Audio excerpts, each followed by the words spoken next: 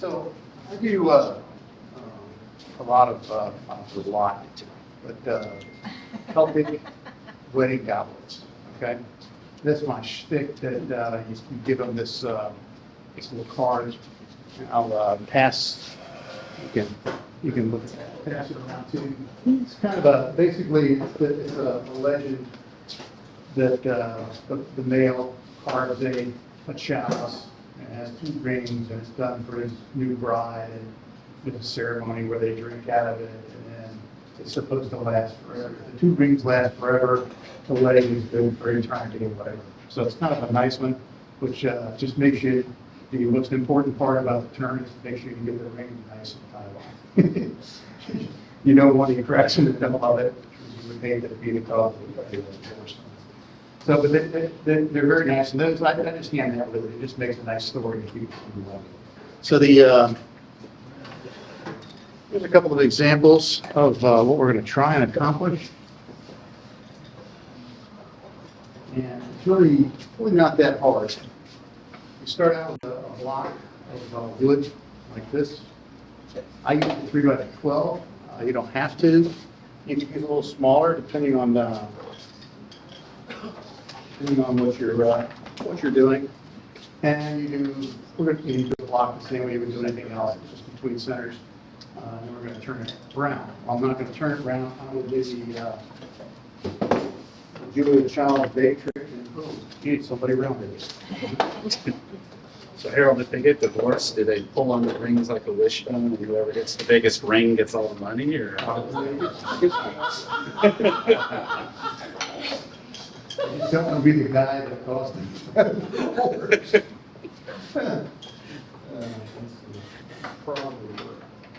Jack carved his with 3 rings. Does that mean something? Well, it will. I'll explain that again. I'll explain that. The reason for that. So, 3 rings.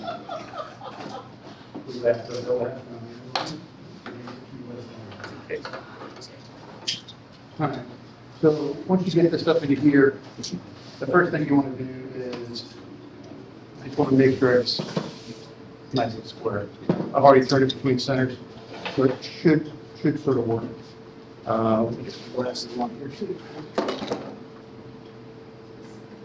At first, we feel pretty safe turning something between centers without a big fuel. There will be a time where I'm going to do something around here.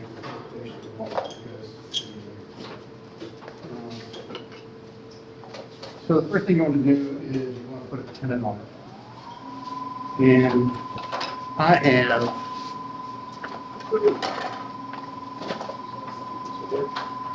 have a little thing that I use to mark my tenon. And that gives me the size of the tenon that I want, which in my case is about somewhere between 2.5 to 2 3/4. So I'm using a big mark.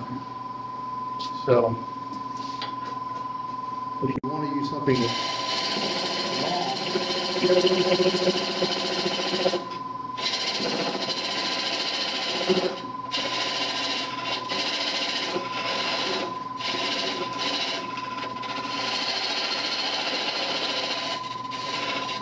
mine is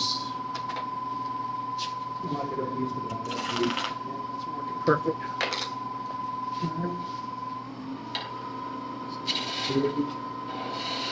Big mark has a slight table to it. Pretty much a little belt there on it. That should hold it right. Holds very nice. If it doesn't hold very nice, I'll just do the other end.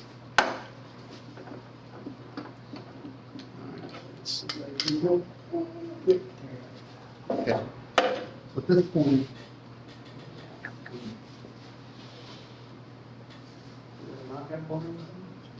there it is.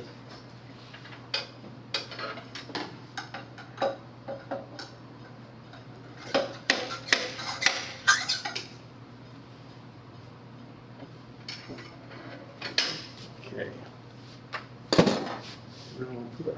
Check one. I'm partial to the big marks for doing things that are long. They have a better fit than just about any chuck that I've ever used. I like the sharks grips, and they jack to the clear form, but I'm not going to use them for much of anything. This is what hold themselves. I don't care if they make a little pinch. Something solid.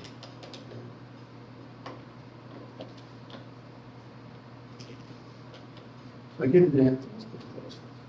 Right. So the other thing that I do is that if you were to just pull this back up and put it back in here, all right, all right, you'd get an off alignment because it was centered, but once you put a tenon on there, it's no longer the center. So this dot is to stay away from. So what I do is I put a little piece of plastic on there. So the dot is out. You can take out the piece of the loosen this up a little bit. I like to put pressure on it. Okay, now I'll take this up.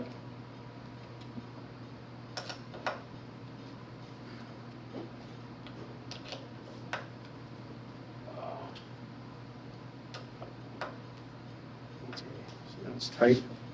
Now let's see if it's better.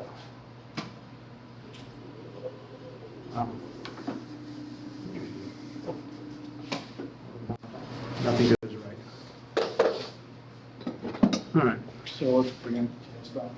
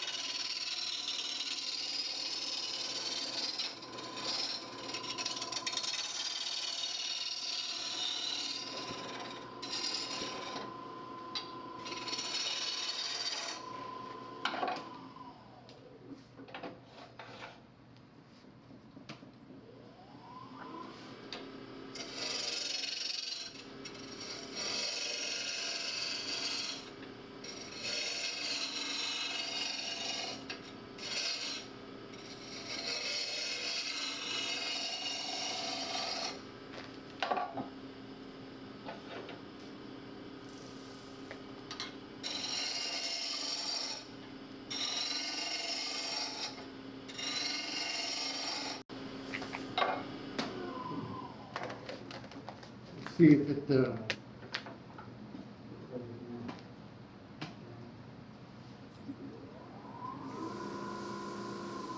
right, so that's pretty good. Okay. So,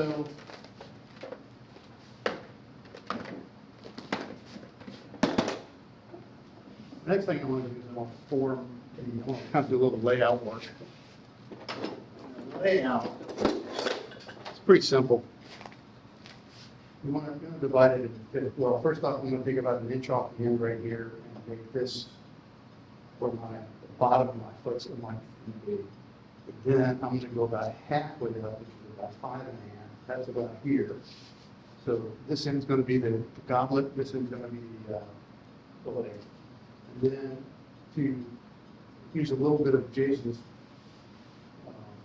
thoughts on Fibonacci. I thought about bringing one, but I never know how to use it. It was really the ancient Greeks, it wasn't me. It's, yeah, I think it's. I don't claim that. You come up about 7.5 inches, or basically about 2/3 up, right? This is where my apex is going to be. So you can see this is going to be 1/2, that's going to be the bottom half.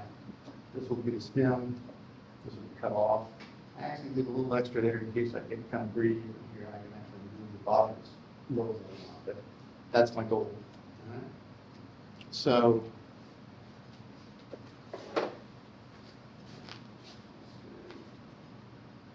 put the mark there. It's here.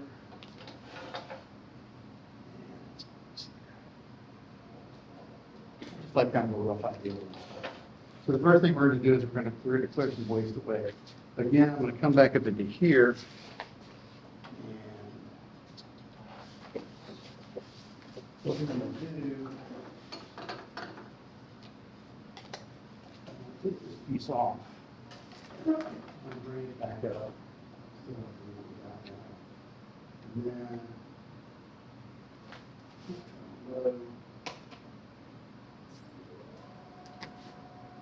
and I put a mark in there about 2 inches. So the 2 inch mark, but the process that I'm using here is going to be the outside of it. I'll probably make it a little fatter than that, but that's just going to be a guide to what I'm going to turn down to from the top. Now, when you're doing this, there's several ways to do it. First thing to do is get your shape in. Get your deal shape. Like I said, I bring it my outside whenever I turn. So let's see what that breaks.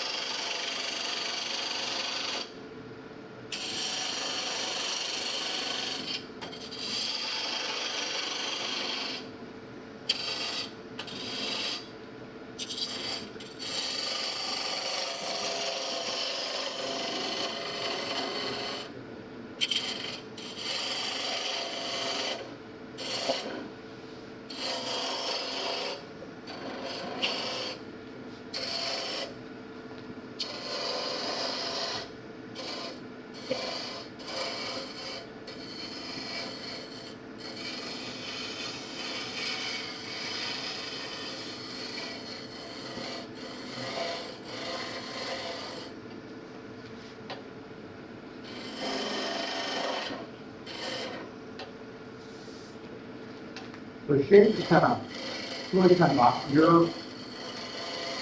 your head, I should say. Whatever you like. I found the longer ones seem to I like a little better. Fat and chubby is okay, but long and cylindrical seems to be there. It's a wedding.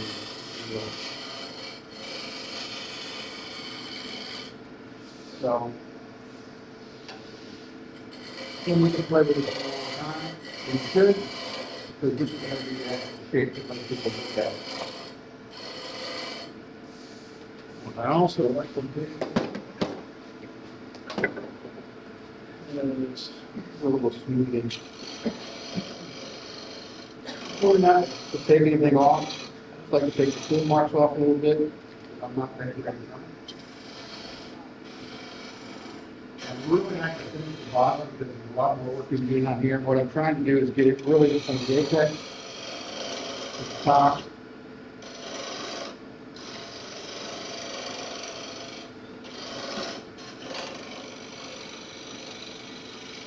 So I can do my hollow, all right? So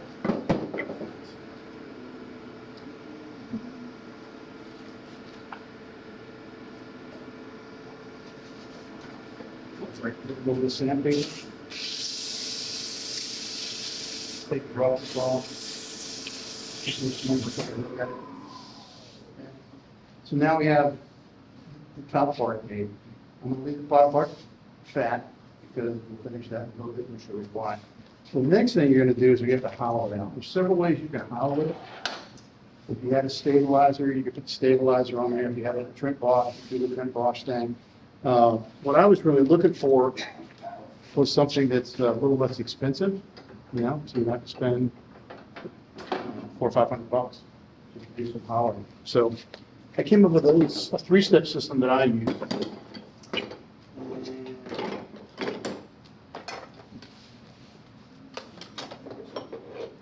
So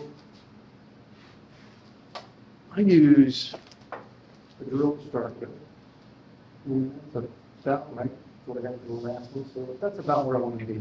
I want to be no deeper than this thickness here, all right? Or actually that thickness on the inside.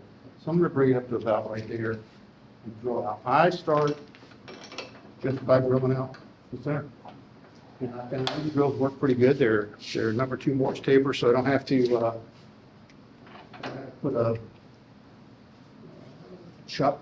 It's not going to spin. It's going to stay pretty solid. And it works pretty good. So let's.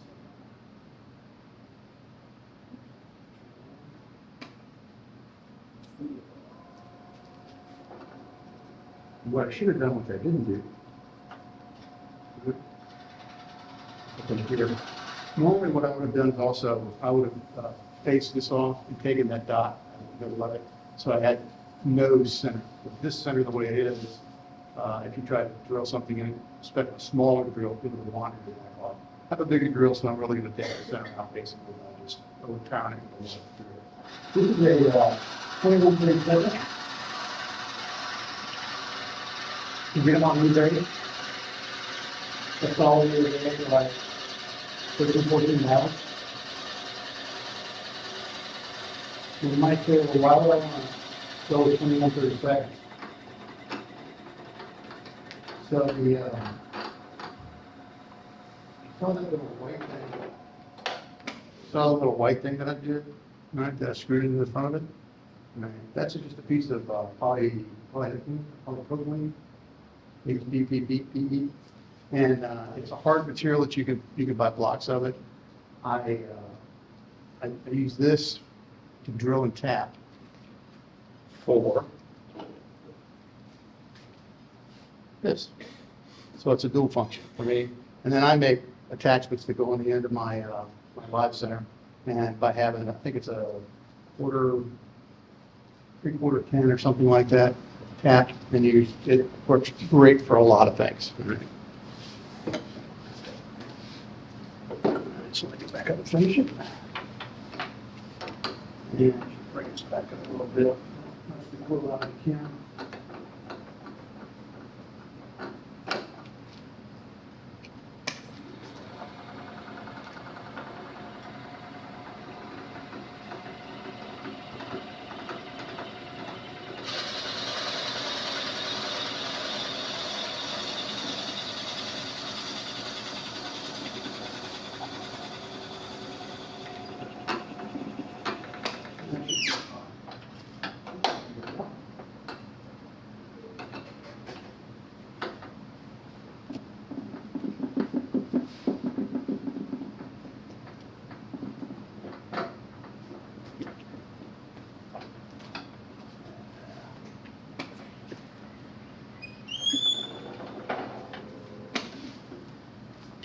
So I had a question in the last thing, why do you drill it first? So if you've ever used a Forstner bit, which is what I'm going to do next, I want to do a Forstner bit to hollow it out. If you've ever done that before and tried to do it straight up with no rotation in the middle, what happens is it binds and it becomes very hard to get back out. Giving you a drill in the middle that large will give you clearance to do whatever you want to do, and hopefully this won't stick. Say that. Watch it stick.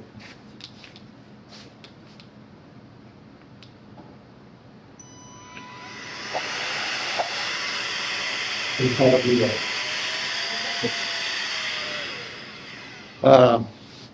I hate blowing into straws, so I bought one of these for like $18 or so. Let's bring the pull back here and here.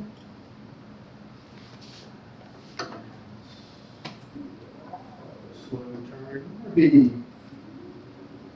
I don't know, 300 or so for you really don't want that.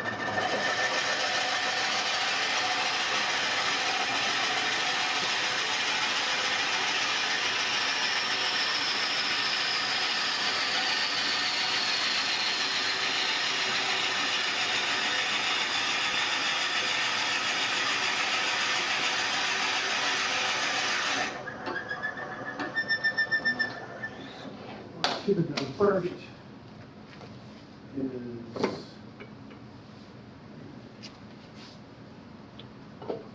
know what you're doing.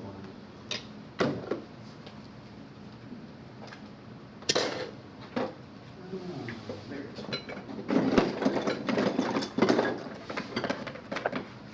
It's the true one you asked is you want to go back. You want to set something you can check here. Yeah. Hear that out there.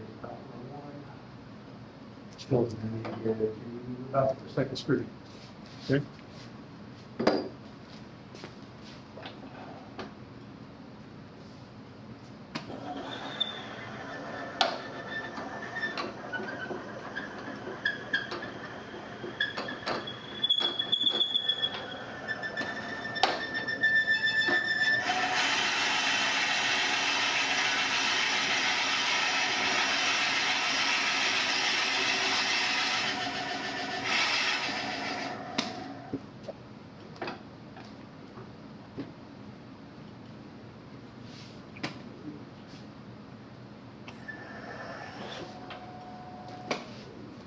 So, now I'm going to make my last.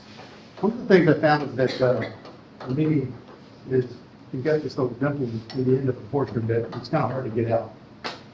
You can get up in there and do some turning or whatever. And I could probably get up in there with actually,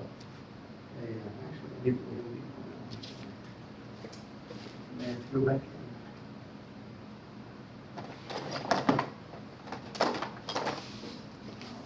Look.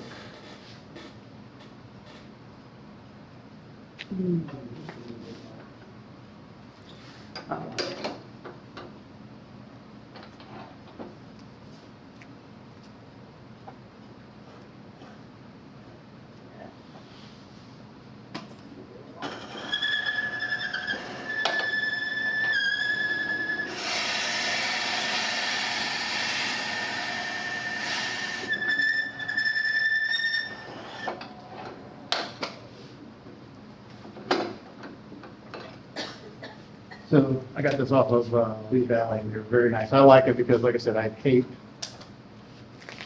trucks. I always have to. Saying that, in order to get the little piece out of the middle from the Forstner bit, what I thought it would do is I'll use a router bit. So I found a router bit that's 1.5 inches or 1 3/4 by 1.5 inch radius. So all I really do with this one. So I'm going to take it, and it's going to open it up a little bit more, but it doesn't open up too much. And then I'll take it all the way to the ground until I get around the radius of the bottom.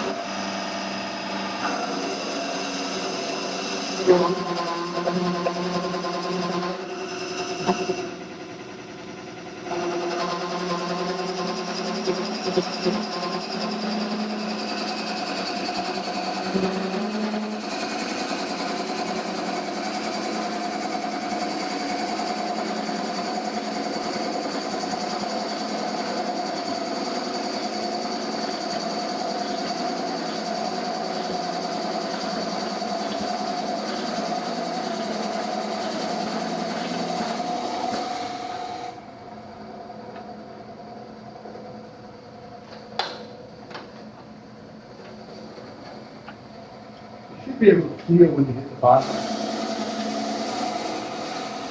I'm not really there, but I think I hit the bottom. Let's see.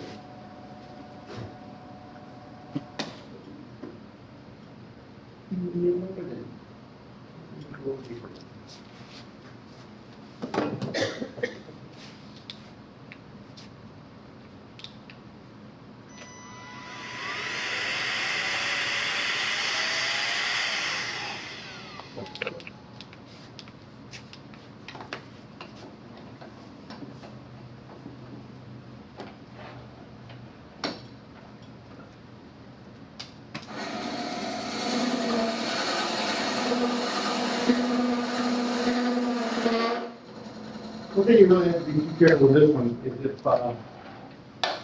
go too deep, you'll bust through there. So it's kind of we're going to do a little bit of a stop and look.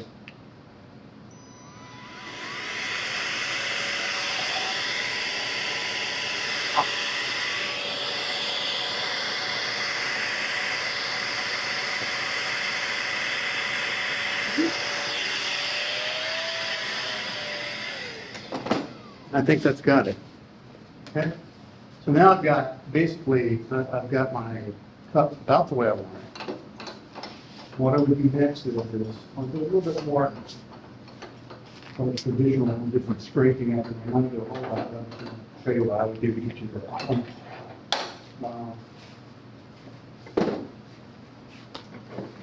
would come back in and then I do a little punishing work just to, it's kind of a little bit on the rough side from the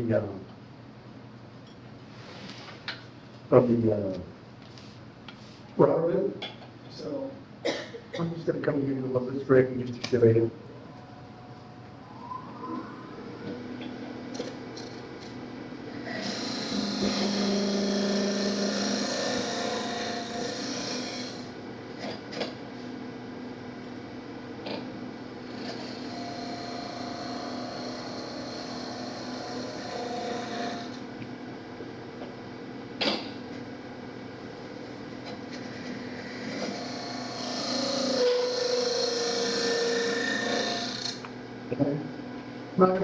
I'm not gonna do a whole lot of that. I would come back in here and I would do a lot more work to smooth the measure of my pieces. But for the demo, that gives you an idea. That will be your next step in the process. Now I'm going to sand it because I want to try and get this as much to finish as I can. So I'm going to sand it. And one of the ways that I sand it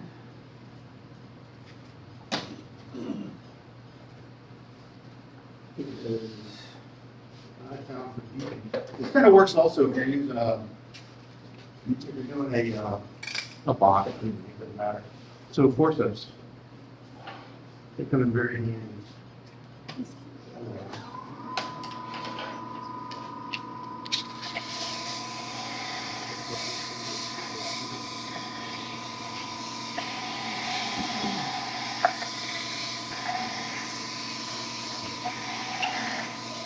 If you make this a little bit long, kind of rub it back up in there. Put space in your fingers. When you're done, there's other things you can do with clear.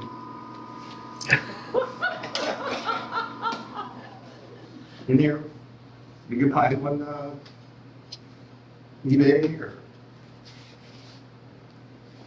Amazon, all that stuff.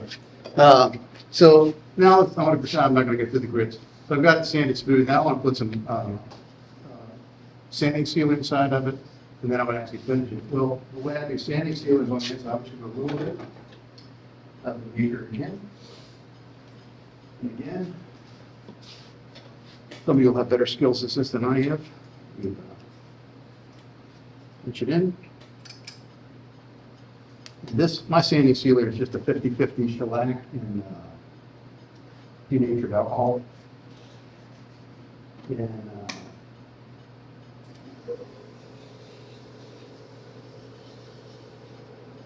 then I just go back in. I'm going to seal it. What I would also do is I would actually go down and finish it off with thin flush or something to get into the final finish. But I use the same technique. I really want to show the technique, not so much the finish. All right. So once you've got that done, now you're pretty much finished with the inside of it.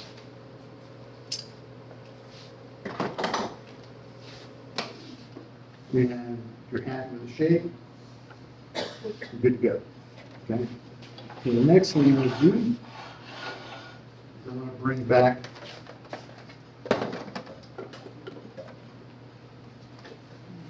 my end piece on the stabilizer again. Now you notice that it's going small, so we won't use that.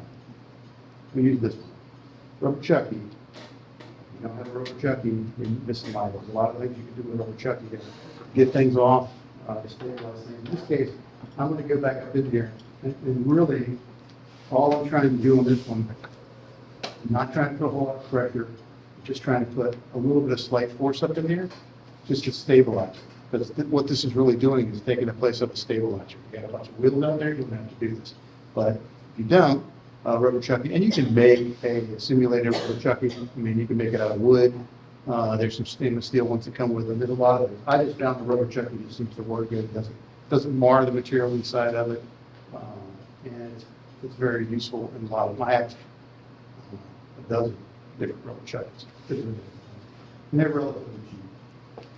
So now that I've got this done, the next thing I've got to do is I've got to come back here and make some rings.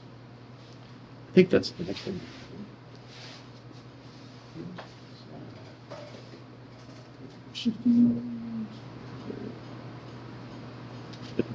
Okay, turn a ring. So I found several ways to turn rings. And this is a ring tool. It's made by Sorby, and it works good. The problem that I have with this ring tool is that because it's got these little sharp pieces in here, if you're not really careful when you're forming your side piece, you'll scratch it. And you don't want scratches on your rings because they're hard to get out, especially on the inside of the ring. The outside of the ring, not so bad, but the inside of the ring, you'll scratch. And I've done that several times with it. So I like it. It works. Sometimes I use it when I feel fun. I want to do something, but 9 times out of 10, it's just lazy in the toolbox. All right. So what I found is I bought a cheap beading tool, and these are Benjamin's Best. All right. This is a 10 millimeter beading tool. I think the whole system is $50. You can get 4 or 5 of them. They're not worth a flip for beading, but as cheap as I am, I want to use it for something. They actually work pretty good for making large beads on different things. And the reason I say I don't like them is because you can sharpen them, but they're eventually going to wear out. D-Way makes a much better beading tool. But for this process, this works fine. So what you've got to do is you've got about a 10 mil piece in there.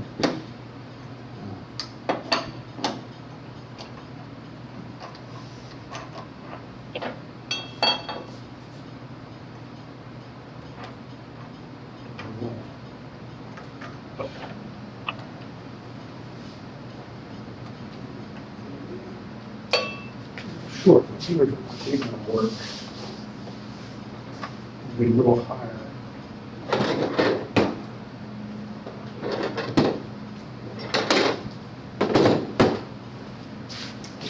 Work.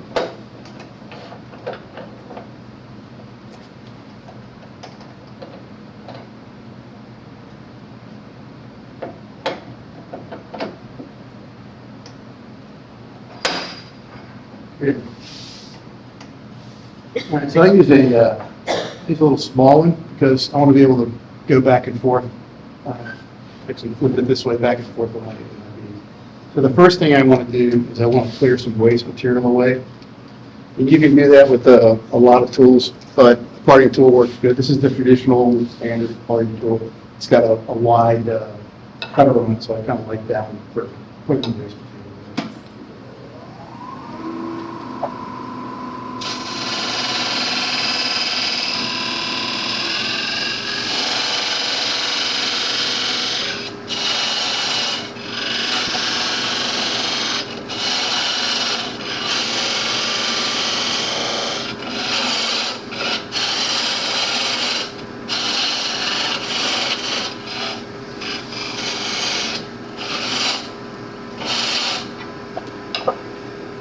I want to measure it.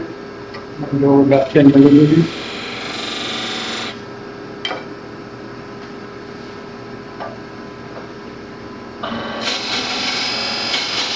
This is just a feeling cut.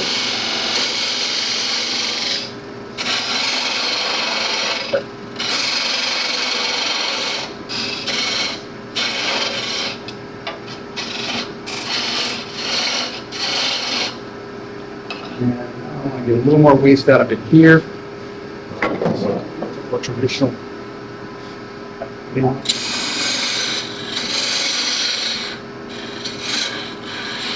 What I'm trying to do is just get enough material to where I can come in at this angle to take the back off.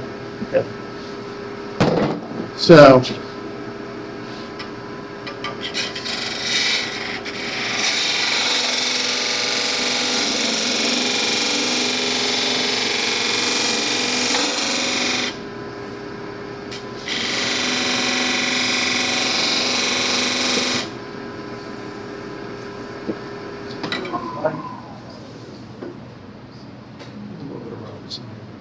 Singing that way.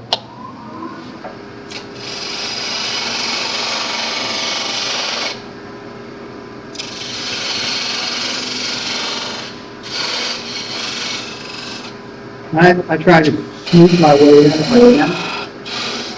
And I know I don't have to. Now, it was a little rough up in here. So,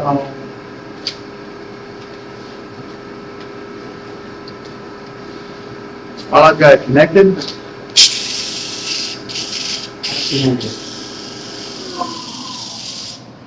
so it's pretty smooth.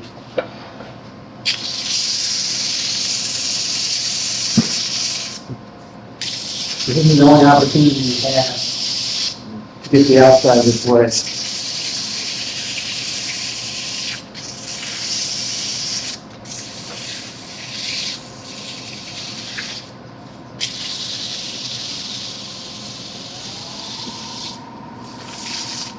You can go with it to get it whatever you want. So for me, there's a little bit of roughness in there where I had some wood grain. But it doesn't look that bad. So now I'll go up.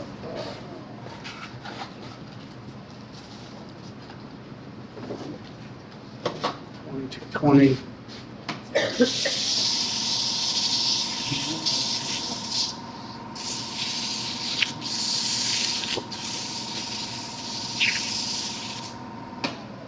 Now I'm going to take it a little bit more away.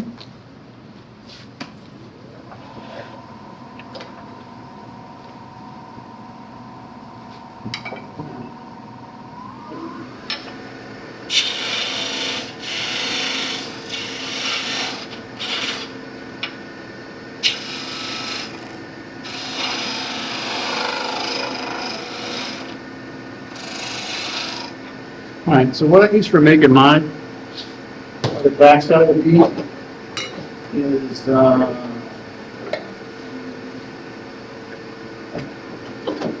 have a thin parting tool. This was made by Kip Christensen. I bought it at the, I think it's a Symposium.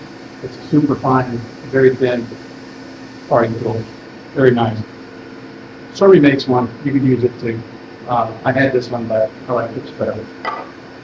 So now, all I'm really trying to do is I want to work my way in behind this thing.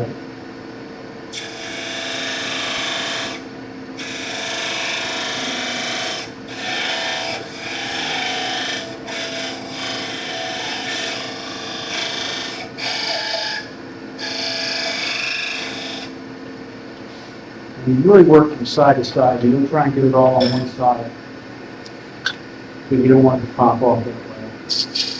What I'm doing here is I'm shaving it, and I'm taking stuff away, sort of shaving the round piece.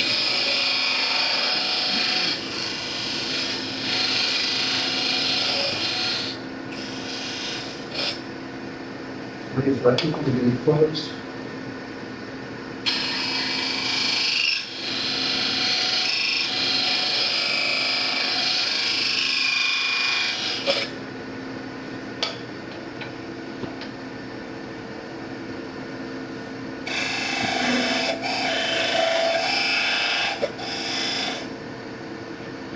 Actually, you can use it, I don't know if you can see it or not, but I'm actually using the side of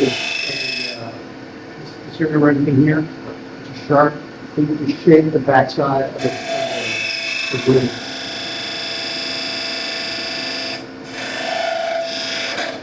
Here we go. So now I have a ring. Okay? Harold, Yes, sir.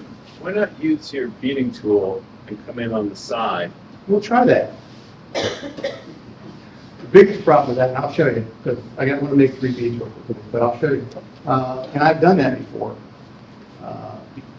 But you'll see where there's a problem with that. And the problem is you really can't get it this way in. And you're going to either poke this into the outside or poke that in the inside. What I normally would try and do is I'll get this flat and I will actually move this thing back and forth as much as I can to get it, like you said, to get as much of that ring. The sorting tool was designed to use the whole thing, so it's really the quintessential for making. I just found it very difficult, and I ended up with rings. You notice this ring has really no little scratches on the inside. It's almost a perfect grip. Right? And I always start with the biggest ring. You notice I didn't shrink this down. Right? You don't need to do that. The ring's not going to go over the end. It doesn't matter because it's smaller than the biggest portrait you have. If you wanted smaller rings, you just start by making a smaller ring. But in this case, I'm trying to keep the core intact because I haven't been used for it. Right? So let's go now and do another one real quickly, and I'll try that. See if my skills are good.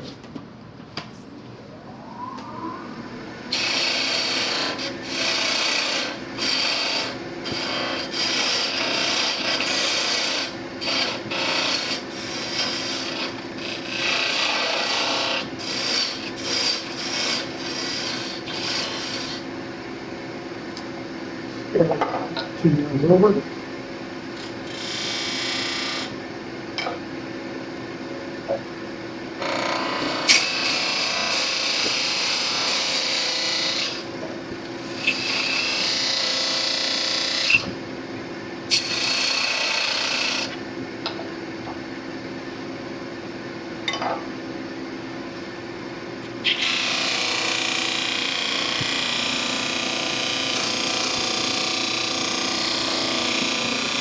Like you rock it back and forth. I've got it kind of close. I don't want to take this waste away. Get it out of my way.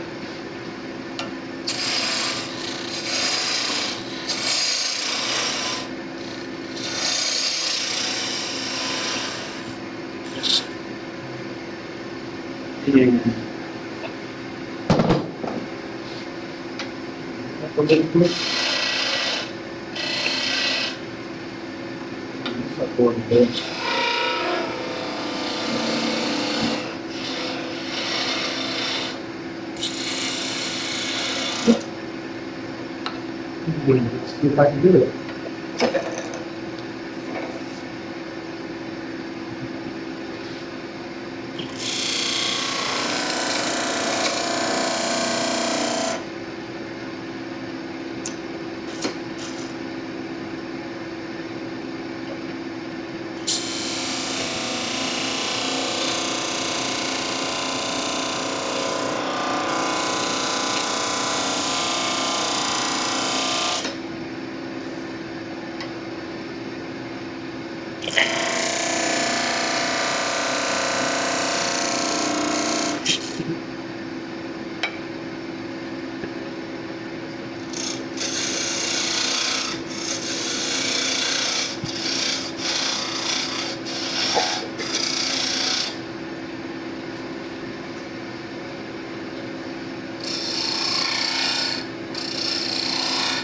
And those, as they go around, I got to clear out a little bit more because it's blocking that. It blocks my tool.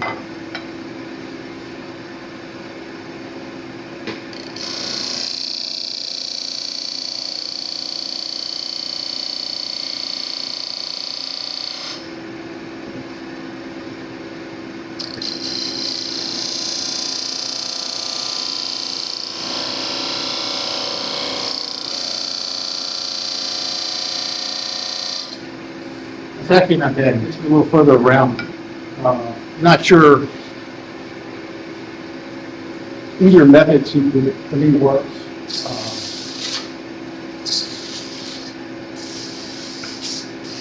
Again, very important for you to not skip this step unless you like it first. Now, the one thing I didn't do on the other one,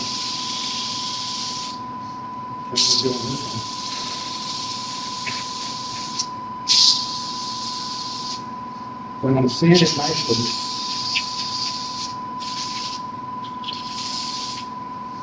Get it up to me a little bit more.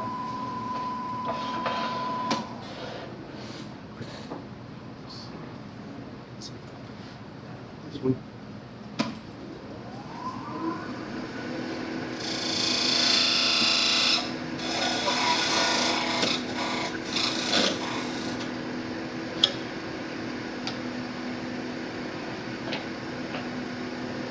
It's just a robust tool rest, by the way. It's not like smaller.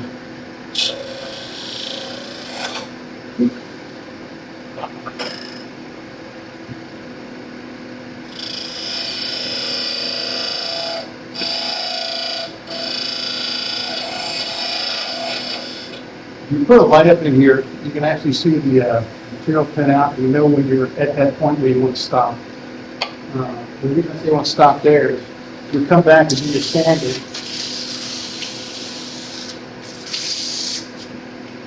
And then what you want to do, you really want to finish it, at least the outside of it. I would put CME sealer on it.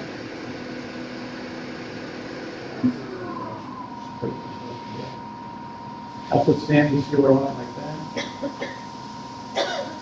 The 50/50 stuff dries pretty good with a little bit of heat. And then I like a product it's called Pins Plus.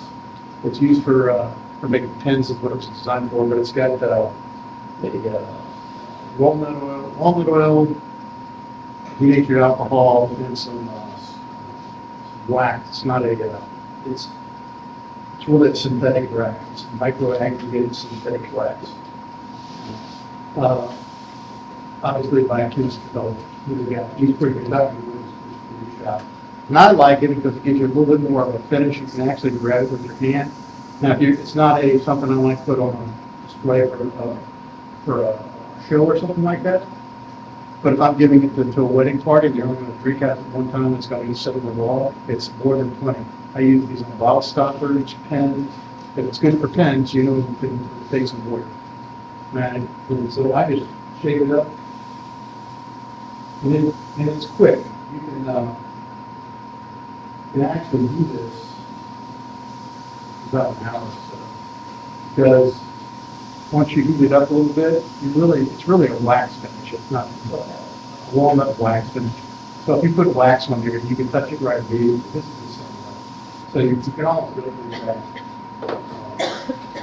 And then, so you can see you get a nice finish on the inside here. That's a respectable finish that I would give to somebody. Now, if you let it sit overnight, it's going to be a little harder. You can come back and do some buffing or sanding or whatever you want to do to make it a little bit more polished. That's, you can't do, you could, in about an hour or two, you get the finish done, but you really want to stop it, come back the next day, look at it, see if you need to buff it or something like that. You broke the rings off, but then you're wedging them up against the tapers, but you're doing almost like a jam. Like a built-in jam shop. Yeah, this one right now. Now, if it didn't do that, I'm lucky enough, I would use tape. And I would use tape in a minute just to get them out of the way of the track. Right. So, So Harold, normally though, you do all of that before you do that final cut to loosen it. yeah, because if I do the final cut, obviously I can't do that now. Okay, at least I haven't figured out. You can actually wedge something up in there and do something with it, but yeah, you want to do that. You want to do it while it's attached, and get your finish like I call it 90%, because you can actually go back and do some finishing afterwards. But this, if you do it this way, it's a lot quicker and a lot easier than it is to do. This one's going to be a little tricky. Yes, you could tape some double stick tape Yeah, I on the thought of it. spindle and then pull the ring and Yeah, you could. Oh, I But- imagine. But if you I'm a magnet. yeah, but if you do it before you part it off, it works a lot better.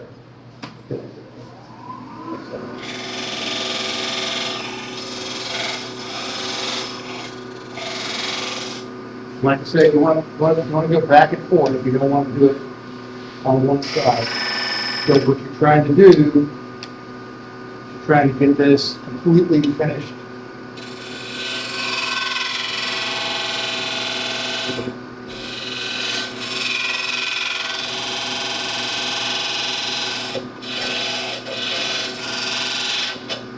And there we go, party tool. Trophy tool, party tool. All right, so now I have two of them done. So you got two, well, you can stop, and you could stop right now, all right? But I'm not. I make one more. I make 3 rings. The reason I make 3 rings is I'm pretty much guaranteed to get 2 if I get 3. Just me. So if you look at this one, this is tulip popper, and if you look closely at the top ring, I think you could find the flaw there, and then you'll understand why I made two. Now, I got 3 rings. If there's one that's flawed, I pick it and break it off. If I found they're all 3 good, I just pick the one that looks the best, 2 that looks the best, and then I end up with 2. It's very easy to snap that off. All right?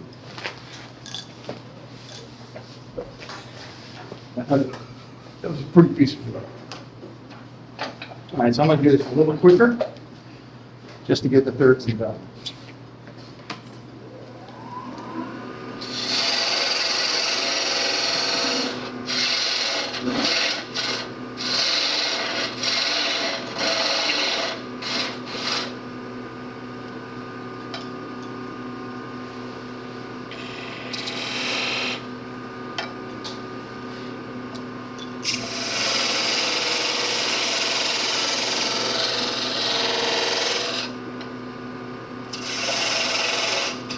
On this one, I have to be a little careful because this piece of this bottom is probably going to end up being the bottom of my shower.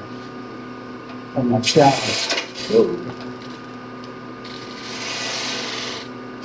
get that out of the way, because I don't want to get too much out of the way because I don't need to do. And you could actually, do it a good term. I will use that bead tool.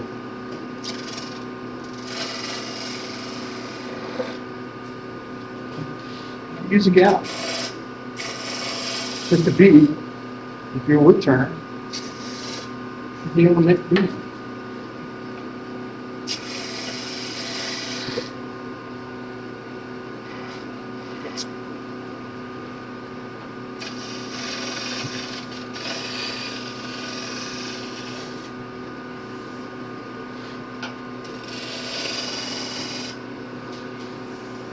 Hopefully I touched that. I have to go a little deeper.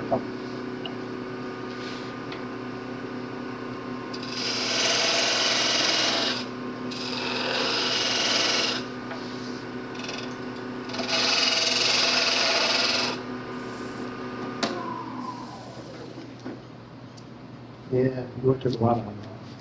So to use that one, I'm really going to have to come back and take a smaller ring.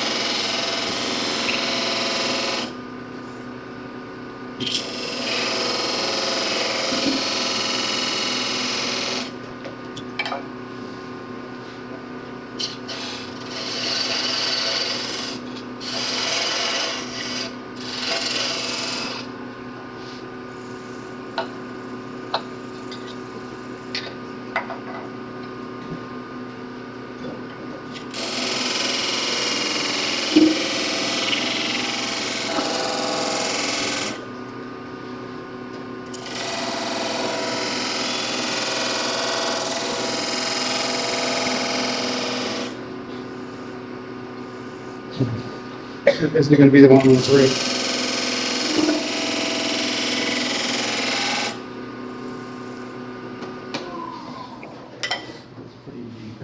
All right, so I'm just going to take it off. I am going to break it down.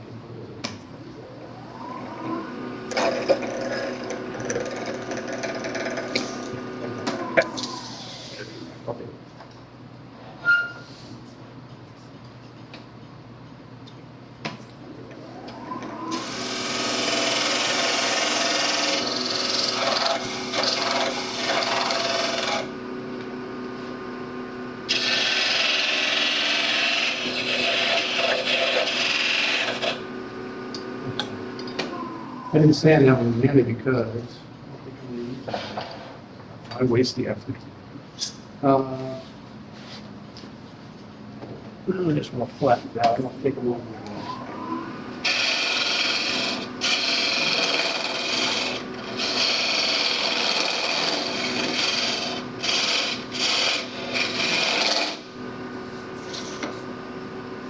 Mario, why is he doing that? All right, so everything's standard on the outside. nothing sanded on the inside. So one of the tricks that I use for sanding the inside of the beads is I leave it fat like this, pop things up over here, and then I make strips. So sometimes this works and sometimes it doesn't.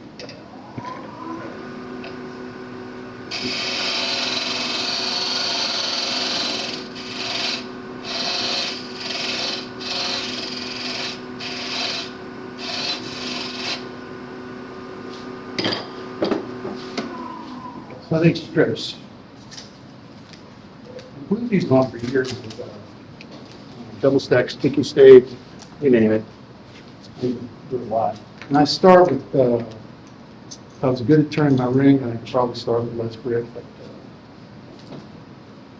yeah. So what I'm going to do is I'm going to sand the insides. So the way I do that is CA glue.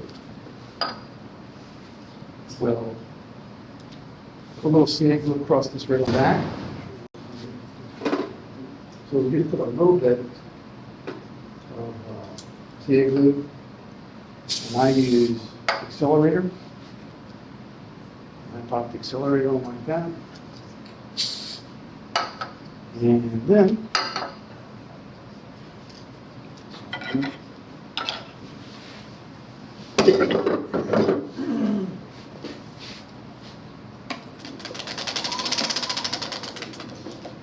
cool. Take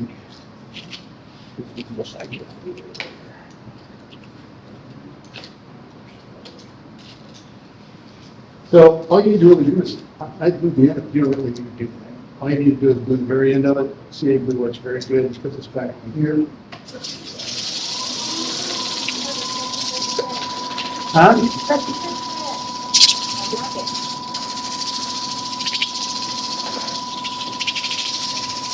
You just work this thing around. Like this. It's pretty easy for me.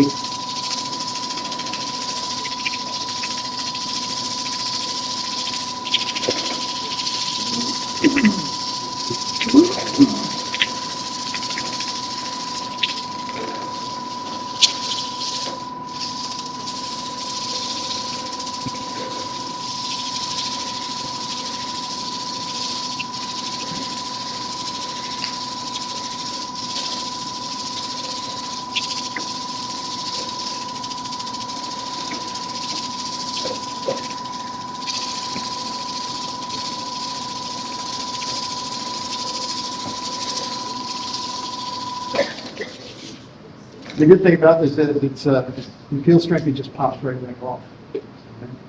The other thing that I do is I'll take it, roll the piece to the center about like that. I'll put that across there. What I try and do is I leave a little bit of room to really pinch it. You know.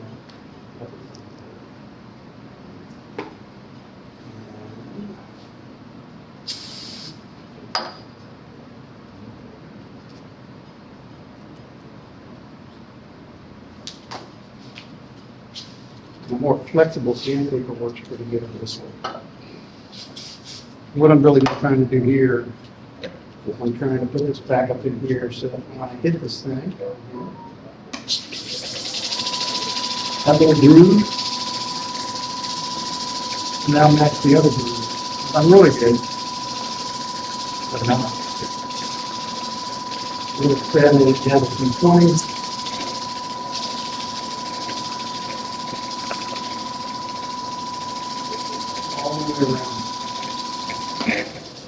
All right, so you continue to do that, and this is a little tedious, so I'm not going to go any further than that. I just want to show you the concept and the idea behind that sanding technique. So now you've got 3 ready to go. And what I need to do next is I need to finish up the valve. Let's get this out of the way.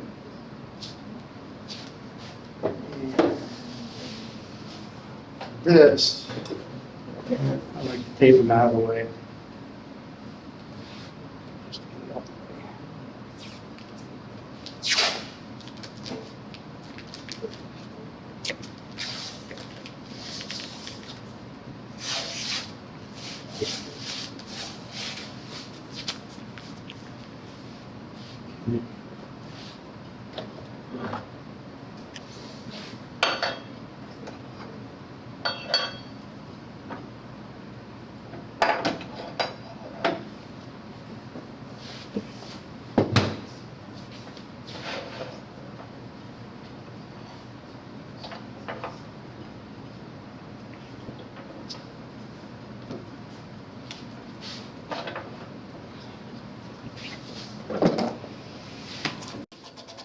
Never really just a traditional type turning, because if I had one, so what I want to do now.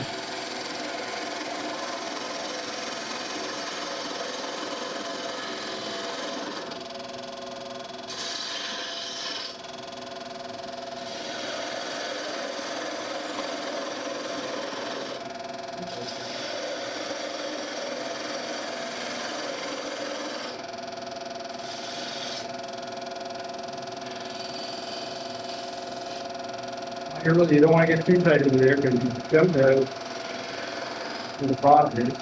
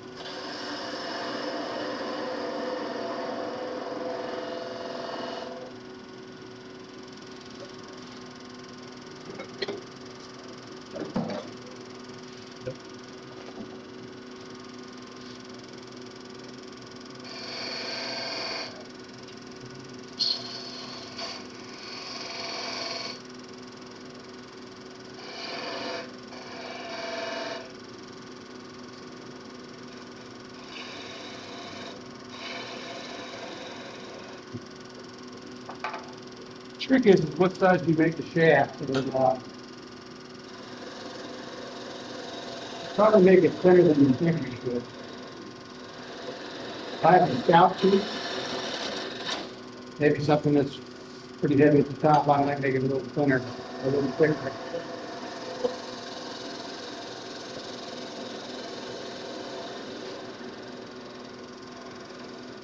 I'm looking for something along that line right here.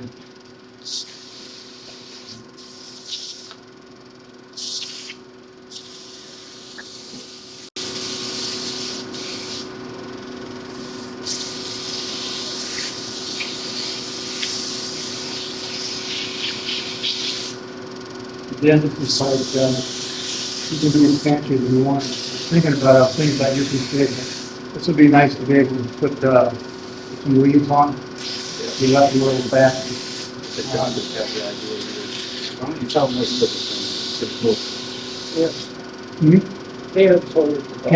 Yeah, told me that would be excellent. Yeah. I'll work, yes. So, this is, hang on, since I took Dixon's class, I look at things a lot different than I did before. This is just an opportunity to carve one.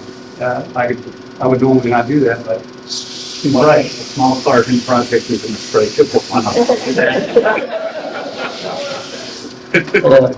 So, yeah, I thought about that. I said, well, too late now. Before this idea. Perfect. But yeah, I should have done that.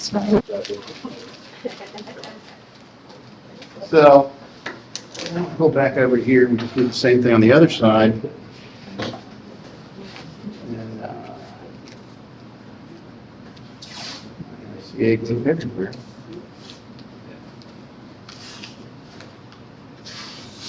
You know, one thing you don't check, always get you. If you wanted to be able to drink from them regularly, what kind of finish would you use? So I would use Pins Plus. All right, here's one. Okay, so it's, you could use a wax. I don't know if you've ever tried just straight wax, beeswax. I really like beeswax. You take a straight beeswax, if you put it on here, it'll put a coat on it. Heat it back up, you get a very nice coat. Beeswax is very safe. Bees eat it, you eat it. Very safe for anything you want. This is a wax. So this is a wax, but it's a mixture of walnut oil, which is very natural, and denatured alcohol, which flashes off pretty fast. So I would put this one, you could use it. I wouldn't drink on a regular basis, but if you wanted some water down or take a drink for a wedding, it's safe, very easy, and you get a nice finish. That's what I like about this, is it's, I like the walnut over shellac. All right, shellac can spot sometimes when you put alcohol on it. Walnut doesn't seem to be, especially with the wax that it. Right? So yeah. Yeah, tunnel's food safe. I use tunnel. I just found that Pins Plus, I get it's very hard to get a nice shiny finish with tunnel. Takes you a lot of time to do it, and it is food safe. But I'm lazy, I'm fast. Pins Plus, I can't tell the difference between that. It's walnut. You can just play the walnut oil. All of those are things that they highly recommend for food safe drinking. Although I'm not really sure that anything is not food safe if you leave it long enough and let it cure out. It doesn't matter what it is. Plus the other argument is we're so full of microplastics, what's a few more? Exactly. So, no, so, you know that ring I gotta get rid of? That's the one. That's the one. And so, what did I do wrong there? The first thing I did wrong there, Invited somebody into your relationship. yeah, that's true. But I took care of that. All right. Now, so the first thing you're supposed to do when you're turning, I guess I got talking a little too much. Is the first thing you do is before you turn your ladle, you're supposed to spin it. I didn't do that, and I got that caught up in here. So there's a safety bit there. So now I'm going to go, now that I've got rid of the one reader. Now you know why I do three too, buddy. So now I'm going to go back up in here, and I'm going to finish the.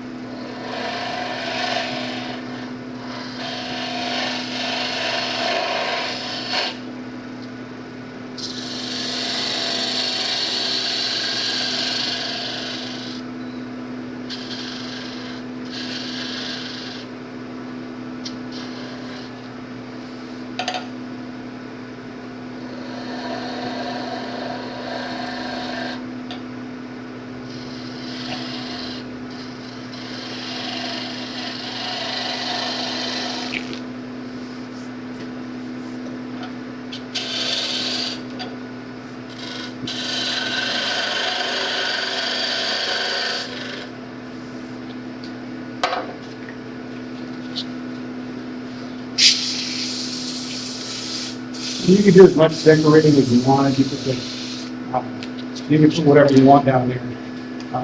Just something this time. I was just trying to give you the basic, simple. The actual decorating portion of it, really in your head. That's what I love about this. Whatever you can do. Not what I can do. And then I would come back and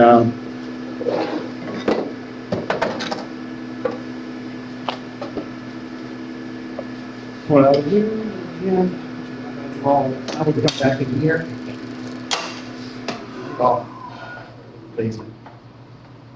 And I would come back in here.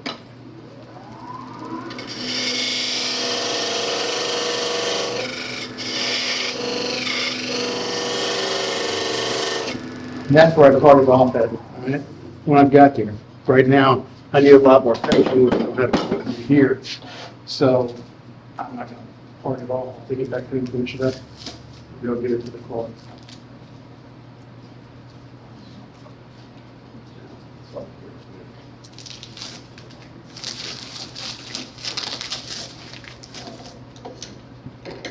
Two rings, not three. Magical. So the other thing I want to just give you a quick look at is, I'm going to do a little bit of finishing work. I don't know, not a lot. So first thing we do is, so you can see what it's going to look like. Sanding sealer, 50/50 shellac. If you let you can tape these up, but I found out why. As long as they're moving, they don't make any marks. And I'm going to deal with them separately anyway.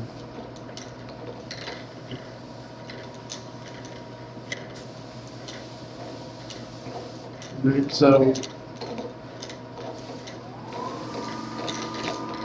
I'm going to bring it up and dry it a little bit.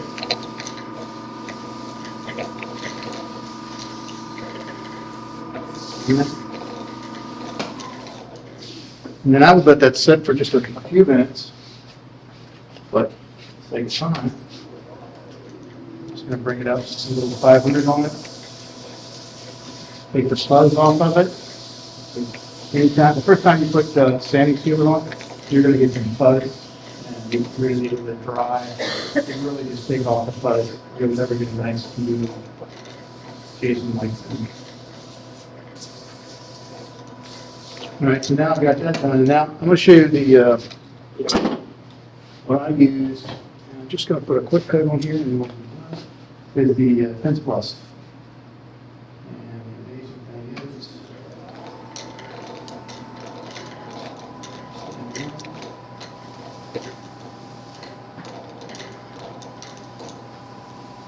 it's almost like putting wax in here. I mean, a hard wax. If we're going to get instant shine, that little bit of oil. You can get this from Doctor's Wood. I believe Woodcraft sells it as well. It's not very expensive. It's about $20 in the last year. Well, not very. Good last year.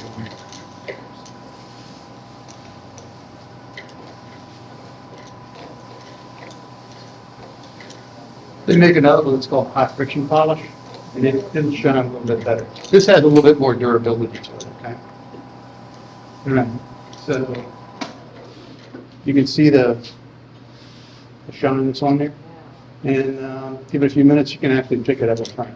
Now I would put 4 or 5 coats on here and do a little sanding in between and put it dry in the house a little bit, get some dust humidity in. But this stuff really is fast. You can finish a piece in a day or two. It's really good if you got like a wedding, you know, Billy told you I'm getting married tomorrow. So you can do one, okay? So that's my my Celtic Goblet.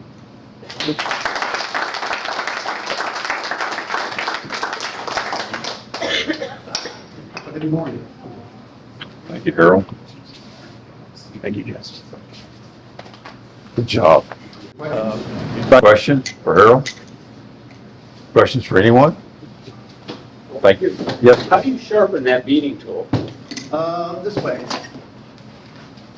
So you need one of these. You can get those, well, not from Ken Russo, but woodworking wonders. It's got a nice, it's a CBN wheel basically is what it is.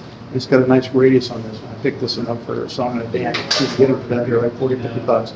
But for this one, you've got to sharpen this way. You've got to hand sharpen. If you have the D-way beating tool, all right, which I do. So the D-way beating tool is 50 bucks for the one, okay? But the nice thing about the D-way tool is if you want to sharpen it, you just simply put it up on your wheel and you keep going until it goes away. This one's only got, this has to be hand sharpened or you'll take it off. Now, if you hand sharpen, it'll probably last you forever, but that's why I don't like this beading tool and I do like that one. All right?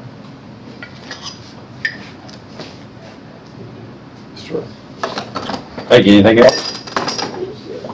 Thank you for everyone for coming.